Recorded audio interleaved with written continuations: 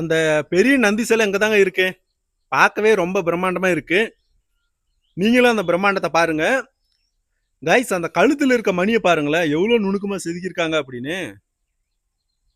செம்மையா இருக்குங்க. இத வார்த்தையால என்னால வர்ணிக்கவே முடியல. கைஸ் நம்ம தருமபுரியில இருந்து இந்த நான் முன்னாடி சொன்ன 2 கோயிலும் ஒன் டே ட்ரிப்பா பிளான் பண்ணிட்டு வந்து பட்ஜெட்ல விசிட் பண்ணலாமா அப்படின்னா கண்டிப்பா விசிட் பண்ணலாங்க.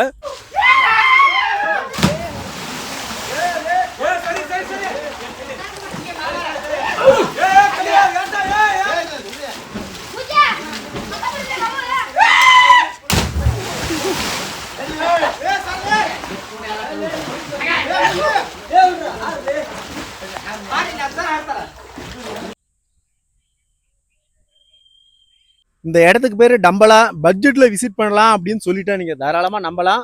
கைஸ் இந்த கோயில் இந்திய கட்டிடக்கலைக்கு சவால் விடும் அப்படிங்கிறது நிரூபணம் ஆயிருக்குங்க. நீங்களே உணர்ந்திருப்பீங்க அதை வீடியோவில் பார்த்து. கைஸ் கர்நாடகா மாநிலம் கதக் மாவட்டம் தம்பெல் அப்படிங்கிற ஒரு சின்ன வில்லேஜில் இருக்கேன். இந்த சின்ன வில்லேஜில் இருக்க ஒரு கோயில் பார்த்தீங்கன்னா இந்திய கட்டிடக்கலைக்கு சவால் விடக்கூடியது அப்படின்னு சொல்றாங்க. உண்மையிலேயே இது வந்து இந்திய கட்டிடக்கலைக்கு சவால் விடுதா அப்படின்னு நேரில் போய் பார்த்துருவோம் வாங்க. பஸ் ஸ்டாண்ட்ல இருந்து ஒரு 1/2 கிலோமீட்டருக்கு உள்ளதாங்க இருக்கும். வீடியோ எடுக்க விட்றாங்களா என்னன்னு தெரியல. எனக்கு விக்கல் வேற எடுத்துட்டு இருக்குங்க. ஒழுங்கா பேச முடியுதா என்னன்னு தெரியல. சின்னதாக ஒரு கேட் இருக்கு. உள்ள போலாம் வாங்க.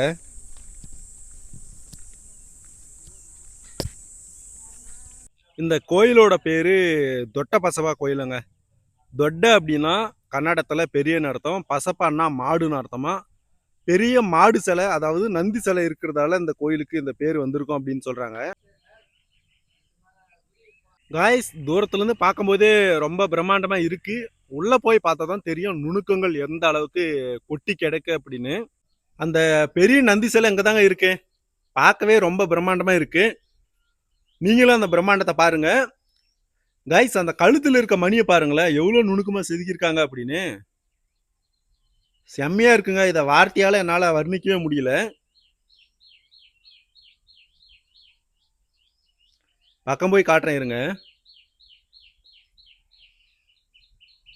கழுத்துல பாருங்க உண்மையான மணி போட்டா எப்படி இருக்குமோ அதே மாதிரி செதுக்கியிருக்காங்க. இவ்வளோ பெரிய நந்தி இருக்கிறதுனால தாங்க அந்த கோயிலுக்கு தொட்ட பசப்பா அப்படின்னு சொல்லிட்டு பேர் வந்திருக்கு. நுணுக்கங்களையும் தாண்டி இந்த நந்தியை பார்த்தீங்கன்னா தெரியும், அப்படியே நைஸா பண்ணிட்டு இருக்காங்க. கலை நுணுக்கத்தோட உச்சம்னு தாங்க சொல்லணும் இந்த நந்தி சிலைய. கைஸ் 900 வருஷத்துக்கு முன்னாடியே கல்யாணி சாளுக்கர்கள் வந்து பாத்தீங்கன்னா ஒரு நுணுக்கம் பிரம்மாண்டம் ரெண்டுத்தையும் கலந்த ஒரு நந்தி சிலைய அவ்வளோ நுணுக்கமா செதுக்கி வச்சிருக்காங்க. கைஸ் இந்த நுணுக்கமான சிற்பங்களை செதுக்க சோப் ஸ்டோன் அப்படிங்கிற ஒரு வகையான கற்களை பயன்படுத்தியிருக்காங்க. அது வந்து செதுக்கும் போது ரொம்ப சாஃப்டா இருக்குமா. செதுக்கி முடிச்சு காத்துல ஒரு வகையான வினை புரிஞ்சதுக்கு அப்புறமா ரொம்ப ஸ்ட்ராங்கா மாறிடுமா. அந்த வகையான கற்களை பயன்படுத்துறதுனால தான் இவ்வளோ நுணுக்கமான சிற்பங்களை செதுக்கியிருக்க முடியும் அப்படின்னு சொல்லிட்டு தொல்லியல் துறை சொல்லுதுங்க, நான் சொல்லலை. இந்த மாதிரியான கட்டிடக்கலை அமைப்பை நீங்கள் இந்தியாவில் பார்க்கறது ரொம்ப ரொம்ப அரிதுங்க. ஏன் அப்படின்னா கீழே பார்த்தீங்கன்னா நட்சத்திர வடிவில் இருக்கும். ஃபர்ஸ்ட் வந்து ஒரு மேடை மாதிரி அமைச்சு அதுக்கு மேலே கற்களை அடுக்கி கோயிலை செதுக்கியிருக்காங்க. இந்த கோயில் வந்து பார்த்தீங்கன்னா ஒரு கிராமத்தில் இருக்குங்க. தம்பெல் அப்படிங்கிற கிராமத்தில். காலையில் வந்தீங்கன்னா முன்னாடியே சொன்ன மாதிரி ஒருத்தர் கூட இருக்க மாட்டாங்க. நீங்கள் ஃபோட்டோஸ் வீடியோஸ் எடுத்துட்டு முக்கியமாக விளாகிங்காக வரவங்களா இருந்தால் எந்த வித டிஸ்டர்பும் இல்லாமல் வீடியோ ஷூட் பண்ணிட்டு போகலாம், ஃபோட்டோஸும் எடுத்துகிட்டு போகலாம். கீழே இருக்க அமைப்பை பாருங்க, இதுதான் ஸ்டார் வடிவில் இருக்கு. இந்த மாதிரியான கற்களை அடுக்கி தான் ஒரு மேடை மாதிரி அடுக்கி அதுக்கு மேலதான் வந்து கோயிலை கட்டியிருக்காங்க. இந்த மாதிரியான கோயில் கட்டிடக்கலை அமைப்பை இந்தியாவில் பார்க்கறது ரொம்ப அரிதுங்கிறது உண்மைதான் அப்படின்னு நினைக்கிறேன் காய்ஸ். காய்ஸ் உண்மையிலேயே இந்த கோயில்ல நுணுக்கங்கள் கொட்டி கிடக்குங்க.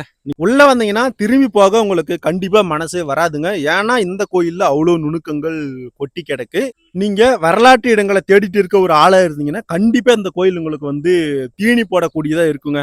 900 வருடங்களுக்கு முன்னாடியே கல்யாணி சாளுக்கியர்களால கட்டப்பட்ட இந்த கோயில் இன்னமும் அப்படியே கம்பீரமா நின்றுட்டு இருக்கு.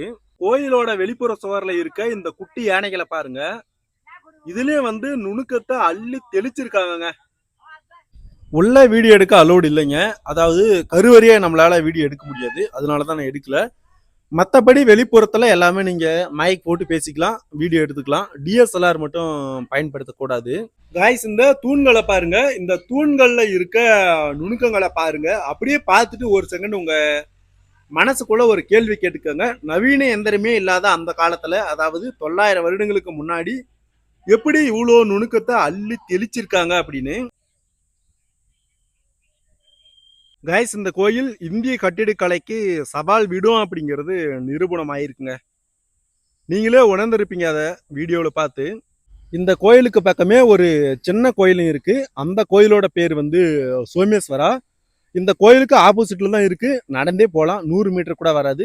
வாங்க அந்த கோயிலுக்கு உங்களை கூட்டிட்டு போறேன். இந்த ஊர்ல ஏப்ரல் மாசமே மழை ஸ்டார்ட் ஆயிருமாங்க. உங்களுக்கு பாத்தீங்கன்னா தெரியும், எல்லாம் வந்து பச்சை பசுமையா மாறிடுச்சு. ஆனாலும் வெயிலோட தாக்கம் வந்து குறையலைங்க. பயங்கரமான வெயில தான் இருக்கு. காய்ஸ், அந்த கோயில் தெரிது பாத்தீங்களா? பக்கமா தாங்க இருக்கு. கேட்டை பூட்டி வச்சிருக்காங்களா என்னன்னு தெரியல. நாம ஓபன் பண்ணிடுவோம். வெயில் அதிகங்க. செருப்பு இல்லாம எப்படி நடக்கிறதுனே தெரியல. உள்ள நிழல் தான் இருக்கு, வீடியோ எடுத்துடலாம். ஆனா கோயிலை சுத்தி சைட்ல போகணும்னா ரொம்ப சிரமமா தான் இருக்கும். சோமேஸ்வரா கோயில் இருக்க தூண்களை பாருங்க, எவ்வளோ நேர்த்தியா நுணுக்கமா கலை படைப்போட செதுக்கியிருக்காங்க அப்படின்னு. அந்த கோயிலையும் சிவலிங்கம் தான் இருக்கு, இந்த கோயிலையும் சிவலிங்கம் தான் இருக்கு. அந்த கோயில் வழிபாட்டில் இருக்குங்க. இது வந்து பூட்டிட்டு இருக்கு. நவீன இயந்திரமே இல்லாத அந்த காலத்துல வெறும் உழைப்பை மட்டுமே பயன்படுத்தி கடைசல் முறையில வந்து இந்த தூண்களை செதுக்கியிருக்காங்க. நீங்க அலேபீடு, பேலூர் போனீங்கனாலும் இந்த மாதிரியான தூண்களை பார்க்கலாம். சும்மா மெருகேத்திருப்பாங்க.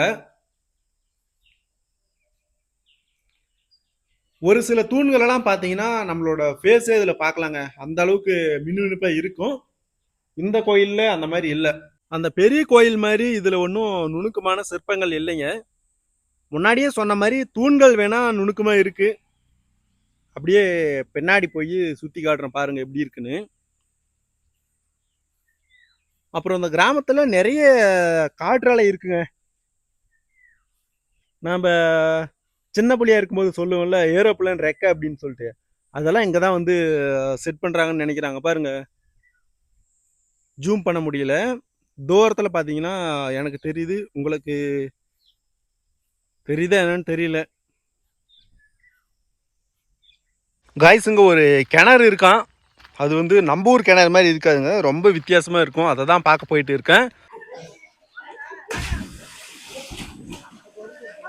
காய்ஸ், இங்க பாருங்க, எக்கச்சக்கமான பேர் குளிச்சு என்ஜாய் பண்ணிட்டு இருக்காங்க. சூப்பரா இருக்குங்க. கிணறே வந்து ஒரு வித்தியாசமா இருக்கு.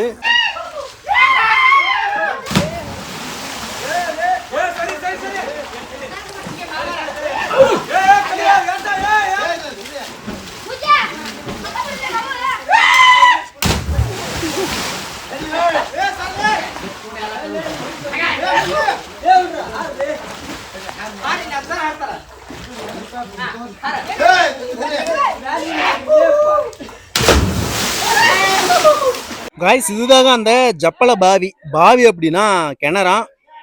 சம்மருங்கிறதால நிறைய சின்ன சின்ன பசங்க குளிச்சு என்ஜாய் பண்ணிட்டு இருக்காங்க. சூப்பரா இருக்குங்க. வித்தியாசமான கிணறா இருக்கு. நம்ம ஊர்ல கூட அந்த மாதிரி இருக்காது. ஜப்பலன்னா அதாவது சப்பனக்கால் போட்டு ஜபம் பண்ணுவாங்களாம். இந்த சின்ன சின்னதா சந்து இருக்கு பாத்தீங்களா, இதுல ஜபம் பண்ணுவாங்களாம். அதனால ஜப்பல பாவி அப்படின்னு சொல்றாங்களா என்னன்னு தெரியலங்க. நிறைய பேர் குளிச்சு என்ஜாய் பண்ணிட்டு இருக்காங்க. சூப்பரா இருக்குங்க. நம்ம ஊர்ல இந்த மாதிரி ஒரு கிணறு இருந்தா நான்லாம் மேலேயே வரமாட்டேன்.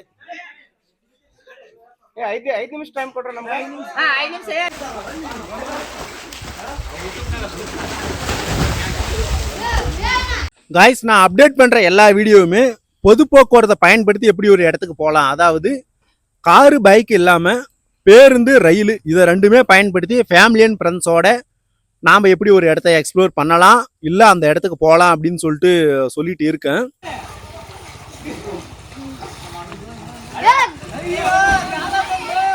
ஃபேமிலி அண்ட் ஃப்ரெண்ட்ஸோட மட்டும் இல்லைங்க, உங்க லவரோடையும் சுத்தி பார்க்கக்கூடிய இடங்கள்ல தான் நான் எக்ஸ்ப்ளோர் பண்ணிட்டு இருக்கேன். அடுத்தடுத்து வரும் வீடியோவில் நீங்க பார்க்காத உலகத்தை என்னோட வீடியோ மூலமா காட்டலாம் அப்படின்னு சொல்லிட்டு ஒரு சிறிய முயற்சி. இது வரைக்கும் ஷார்ட்ஸ் வீடியோ மட்டும்தான் போட்டிருந்தேன். ஒரு இடத்த வந்து எப்படி போய் எக்ஸ்ப்ளோர் பண்ணலாம், ஃபேமிலி அண்ட் ஃப்ரெண்ட்ஸோட சுத்தி பார்க்கலாம் அப்படின்னு சொல்லிட்டு. இதுக்கு மேல முழுநீள வீடியோவில் அந்த தகவலை உங்களுக்கு சொல்ல போறேன். என்னால் முடிஞ்ச வரைக்கும் பட்ஜெட்டில் அந்த இடத்த எப்படி எக்ஸ்ப்ளோர் பண்ணலாம், நம்ம ஃபேமிலி அண்ட் ஃப்ரெண்ட்ஸோட போய் சுற்றி பார்க்கலாம் அப்படின்னு சொல்லிட்டு வீடியோ போட போகிறேன். கண்டிப்பாக உங்களை என்டர்டைன்மெண்ட்டாக வச்சுக்க நான் முயற்சி பண்ணுறேன். நம்மளோட பக்கத்தில் இணைஞ்சிக்கோங்க. கைஸ், நம்ம தருமபுரியில இருந்து இந்த நான் முன்னாடி சொன்ன 2 கோயிலும் ஒன் டே ட்ரிப்பாக பிளான் பண்ணிட்டு வந்து பட்ஜெட்டில் விசிட் பண்ணலாமா அப்படின்னா கண்டிப்பாக விசிட் பண்ணலாங்க. தருமபுரியில இருந்து பெங்களூர்ல இருக்க யஸ்வந்த்பூர் இல்லைன்னா மெஜிஸ்டிக்கு இந்த 2 ரயில்வே ஸ்டேஷன்ல இருந்தும் நேரடியாக கதக்குக்கு வந்து ட்ரெயின் இருக்கு. கதக் ரயில்வே ஸ்டேஷன்ல இருந்து பழைய பேருந்து நிலையத்துக்கு ஷேர் ஆட்டோ இருக்கு. கதக்கோட பழைய பேருந்து நிலையத்திலிருந்து டம்பலாவுக்கு நேரடியாக பேருந்து இருக்குங்க. இந்த இடத்துக்கு பேர் டம்பலா. பட்ஜெட்டில் விசிட் பண்ணலாம் அப்படின்னு சொல்லிட்டா நீங்கள் தாராளமாக நம்பலாம். வாய்ப்பு இருந்தால் உங்கள் ஃபேமிலி அண்ட் ஃப்ரெண்ட்ஸோட வந்து ஒரு டைம் விசிட் பண்ணிட்டு போங்க. அடுத்த வீடியோவில் இதை விட ஒரு தரமான இடத்துக்கு உங்களை கூட்டிகிட்டு போகிறேன்.